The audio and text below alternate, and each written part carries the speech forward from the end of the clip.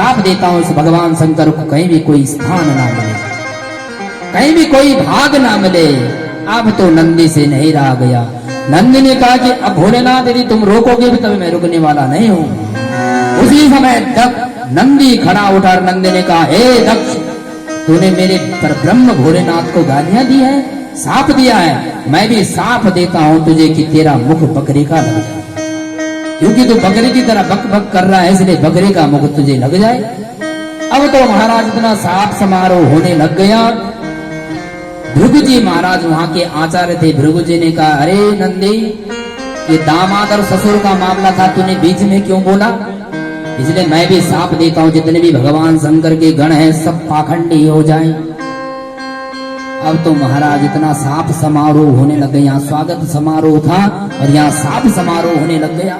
अब तो शिव जी के जितने गण थे, गणों ने कहा, महाराज अरे दाढ़ी वाले बाबा, तुम साफ देना तुम ही जानते क्या, हम भी जान देते हैं। गणों ने साफ दे दिया, सर्वभक्षा द्विजातयः, जितने भी ब्राह्मण जाति के महाराज सब भिगमंगे हो जाए।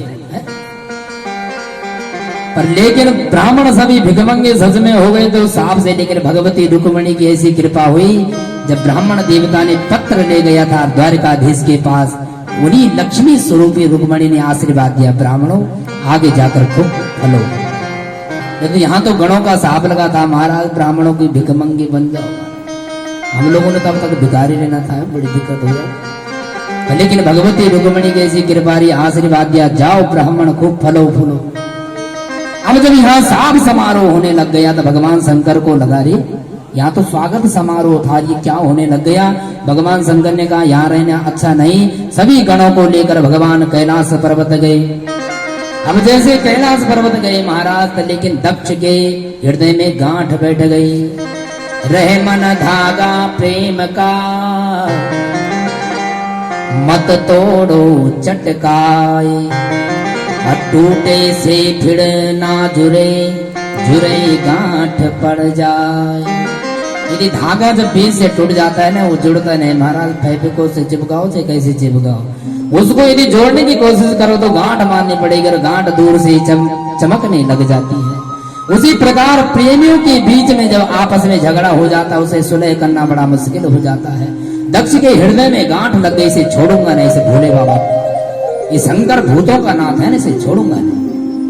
अब तो दक्ष ने बदले में क्या किया, इतना दिव्य यज्ञ हरिद्वार में रखा महाराज। सभी देवी देवताओं को तो बुलावा दिया, लेकिन भगवान शंकर को किसी प्रकार का कोई बुलावा नहीं दिया।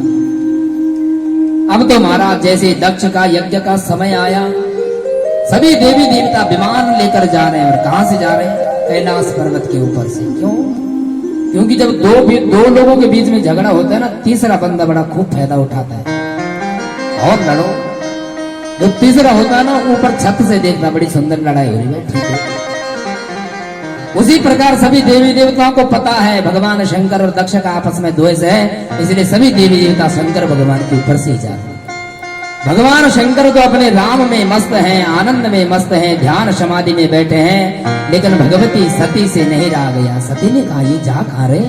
हरिद्वार में न तो कुंभ है न कोई मेला है, फिर जा कहां रहे ये सब देवियां? उसी समय इशारा करके पूछा, अरे देवी थोड़ा नीचे तो उतर, कहां जा रही? उन्होंने कहा, महाराज तुझे मालूम नहीं, तेरे पिता ने इतना बड़ा यज्ञ रखा है, तुझे नहीं बुलाएगा क्या? अब तो सती माता ने विचार किया, महाराज मेरे पिता का यज्ञ मेरे को ही नहीं बुलाया, ऐसे क्या हो गया? सती माँ बड़ी परेशान हो गई। भगवान शंकर के पास गई और चरण दबाने लग गई। प्रजापतिस्ते स्वसुरस्य सांप्रतम निर्यापितो यज्ञ महोत्सवा किलो। आज चरण दबाकर कह रही है। भगवान भोलेनाथ ने कहा, अरे देवी आज बहुत ज्यादा सेवा कर रही, क्या बात है? सती ने कहा, महाराज सेवा तो मैं हमेशा करती हूँ, पति परमेश्वर सेवा करना हमारा परम धर्म है। भगवान शंकर ने कहा, कुछ आज ज्यादा ही सेवा कर रही हूँ। माताएं जब भी कभी मायके जाती है महाराज, पति को मनाने 3-4 दिन पहले से लग जाते हैं, मेरे भाई की शादी जाना है। वैसे ही भगवान शंकर को मनाने में भगवती सती लगी हुई है। सती कह रही है, प्रजापतिस्ते। भगवान शंकर से कहा कि प्रभु आपको पता है ये विमान कहाँ जा रहे हैं? भगवान शंकर ने कहा, मुझे कोई मालूम नहीं, कहाँ जा रहे हैं? सती ने कहा, महाराज तुम्हें मालूम भले ना हो, प्रजापतिस्ते स्वसुरस्य सांप्रतम आपके ससुर के घर में जा रहे हैं। आज सती ने एक बार नहीं कहा कि मेरे पिताजी के घर में जा रहे हैं। माताएं जब भी बोलते तो अपनी बात ज्यादा करती, मेरे मायके में वो मेरा भाई कलेक्टर है, मेरा भाई पुलिस इंस्पेक्टर है, खूब पढ़ाई करती। पर लेकिन जैसे आज बात आई, क्योंकि मायके जाना है ना, इसलिए आज ना इंस्पेक्टर है, ना पुलिस है, ना फौजी, सब कुछ नहीं। इसलिए सती भगवती कहती है ससुरस्य सांप्रतम। ये विमान जितने भी जा रहे हैं ना, ये सब हरिद्वार आपके ससुर के घर में जा रहे हैं, मेरे पिता के नहीं, ताकि शंकर जी को अपनत्व प्रतीत हो कि मेरे ससुर के घर में। मां भगवती सती को इतना पता नहीं कि भगवान शंकर और दक्ष के बीच में इतना बड़ा द्वेष हो रखा, क्योंकि शंकर जी ने बताया नहीं। माता भगवती सती कहती है कि प्रभु मेरे आपके ससुर के घर में इतना बड़ा यज्ञ हो रहा है, चले इसमें। भगवान शंकर ने कहा महाराज कोई निमंत्रण आया है कि नहीं आया? बिना निमंत्रण के किसी की शादी में घुस जाओ तो बड़े ध्यान से देखने लगे, नहीं तो बुलाए न थे, कहां से आ गए। भगवान शंकर ने कहा कोई निमंत्रण आया क्या? सती भगवती कहती है महाराज निमंत्रण जरूर भेजा होगा मेरा पिता ने, पर कहीं न कहीं डाक क्या पता कहीं खराब हो गई हो, बीच में छूट गया हो, कहीं भेजा जरूर होगा। भगवान शंकर कह रहे हैं जाने के लिए तो जरूर जाते, पर उसी घर में जाना चाहिए जहां मान सम्मान मिले। आवत ही हर से नहीं, नैनन नहीं शने, तुलसी तहां न जाइए, चाहे कंचन बरसे में।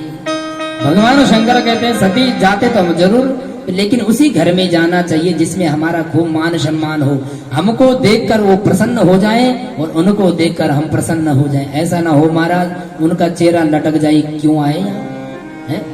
कभी कभी हम लोग भी अतिथि को देख के परेशान हो जाते, क्यों आया यहाँ, इसने तो हमारा सब गड़बड़ी काम कर दिया। तो भगवान शंकर कहते हैं चाहे वहां सोना भी क्यों न बरस रहा हो, जिस घर में सम्मान ना मिलता उसमें नहीं जाना चाहिए। और किस घर में जाना चाहिए? आवत ही हंस के मिले और चलते दिए रोई, और तुलसी ऐसे ठौर पर भूखों रहो सोई। ऐसे घर में जाना चाहिए जिस घर में जाते वो लोग प्रसन्न हो जाएं, और जैसे हम वहां से वापस जाने लगे तो रोने लग जाएं, आंखों आंसू आ जाए, ये तो हमारे बीच से जा रहे हैं। उस घर में जाना चाहिए, चाहे भूखा रहना पड़े पर उस घर में जरूर जाना चाहिए। भगवती सती ने कहा भोलेनाथ आपने कैसे सोच दिया कि वहां हमारा मान सम्मान नहीं होगा? अब भगवान शंकर को बात बताने पर देवी तेरे पिता ने इतना बड़ा अपमान किया था मेरे साथ में। भगवती सती को जब बार बार बताया तो सती कहती है प्रभु यदि आपका और मेरे पिता का यदि लड़ाई हुई है तो कोई बात नहीं, जवाई और ससुर की हमेशा लड़ाई होती रहती है, और यदि आप भी नहीं गए और हम भी नहीं गए तो ये झगड़ा पूरे संसार में फैल जाए कि सती भी नहीं आए, शंकर भी नहीं आए। इसलिए प्रभु यदि आपको नहीं जाना तो कम से कम मुझे तो भेज दो। पिता भवन उत्सव परम जो प्रभु आय सुमो। माता सती कहती हे भोलेनाथ कम से कम मुझे तो भेज दो। बार बार जब भोलेनाथ से कहा तो भोलेनाथ के मना करने पे भी भगवान भोलेनाथ ने जब बार बार मना किया तब भी भगवती सती नहीं मानी। सती माता तो चलने के लिए चल पड़ी, पर जैसे आगे तक जाती है तो सती को ध्यान आता है मेरे भोलेनाथ ने कुछ बोला नहीं कि जा कि ना जा, कहीं नाराज ना हो जाए। तो निष्क्रामति निर्विसती द्विधा ससा। भगवती सती इतनी दुविधा में पड़ गई, यदि नहीं जाती हूँ तो मेरे पिता का यज्ञ है उसमें तो जाना ही चाहिए, और अगर जाती हूँ तो मेरे भोलेनाथ नाराज हो जाएंगे, क्या किया जाए। भगवान भोलेनाथ ने कहा जब भगवती सती जा रही है तो होई सोई जो राम रची राधा, होई सोई जो राम रची राधा, हो तारी तरफ बढ़ावई सागा, हो कई तेरे बढ़ावई सागा, बढ़ावई सागा, बढ़ावई सागा, बढ़ावई सागा। भगवान भोलेनाथ ने कहा कि राम के ऊपर मैंने छोड़ दिया, जो होना हो होने दो, क्योंकि भगवान शंकर तो परमात्मा है, उनको पता है कि क्या होने वाला है। भगवती सती जैसे गई महाराज, आगे जैसे बढ़ी तो भगवान शंकर ने अपने गणों से कहा कि जाओ तुम भी जाओ, साथ में जाओ। अकेली सती जा रही है तो सभी गण महाराज सती भगवती के साथ में हरिद्वार जाने लग गए। पर हरिद्वार में जैसे भगवती सती पहुंची तो किसी ने भी भगवती सती का मान सम्मान नहीं किया, क्योंकि दक्ष का आदेश है यदि भगवान भोलेनाथ या उसकी पत्नी यहाँ आती तो किसी प्रकार कोई सेवा मत लगाना, कोई प्रणाम मत करना। भगवती सती ने जब ये दृश्य देखा है, हमेशा देवता लोग मेरे चरणों में पड़ते थे, आज ऐसी विडंबना क्या हो गई। भगवती सती ने जब देखा बहनों से मिली, अब तो सती भगवती ने विचार किया कि घर में यदि होती है तो एक माँ ही होती है जिसकी इच्छा होती है मेरी पुत्री घर में आए। यदि दुख है तो एक भगवती सती की माँ जो प्रसूति है उसको सबसे ज्यादा दुख है कि मेरी बेटी को निमंत्रण नहीं दिया इन्होंने। सती भगवती की माँ प्रसूति एक कक्ष में बैठकर रो रही है कि मेरी बेटी सती नहीं आई और सब बहनें आई हैं। अब सती ने विचार किया कि जाऊं देखो तो सही एक बार, अपनी माँ से मिलती हूँ, क्योंकि जब तक माँ है तभी तक वो मायका है, माँ नहीं तो मायका नहीं, माँ के नाम से तो मायका बनता है। इसलिए सती माँ ने विचार किया कि अपनी माँ को देखो कि माँ के मन में क्या है। सादर भले ही मिली एक माता, भगनी मिली बहुत मुस्काता।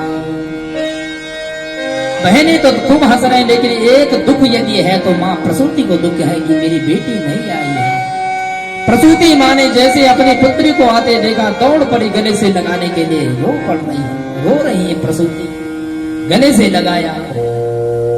अब सती माँ ने विचार किया तो माँ तो मेरी बहुत प्रसन्न है, अपने पिता को तो देखो मेरे पिता क्या कह रहे हैं। पिता के पास जैसे सती भगवती जाती है तो पिता ने मुंह मोड़ लिया, ये कहां से आ गई। जैसा अपना मुंह उधर की तरफ घुमाया, सती ने विचार किया कि मेरे पिता ने इतना अपमान कर रहे हैं। सती इसको पी गई, क्योंकि मेरे पिता हैं, पिता का अपमान नहीं करना चाहिए। यदि पिता ने मेरी तरफ मुंह मोड़ भी दिया तो कोई बात नहीं, जन्मदाता पिता है। पर आगे जैसे गई महाराज, जैसे यज्ञशाला पे नजर डाली, सभी देवी देवताओं को दक्ष ने भाग दिया था, लेकिन भगवान भोलेनाथ को भाग नहीं दिया। अब सती से नहीं रहा गया। सती ने कहा भले ही मेरा अपमान क्यों ना हो जाता कोई बात नहीं, पर मेरे पति परमेश्वर का इस दुष्ट दक्ष ने अपमान किया है। अब मेरा पिता किस नाम का, जब मेरे परमेश्वर का इसने अपमान कर दिया है, मेरा पिता नहीं है। भगवती सती को इतना क्रोध आता है। अर्द्रभागम तमवीक्ष्य चाध्वरम पित्रा च देवी कृत हेलनम विभो। भगवती सती को इतना क्रोध आता है, सती इतनी क्रोधित होती लगता है जैसे पूरे ब्रह्मांड को जला डाली। अब सती ने विचार किया कि अब क्या किया जाए।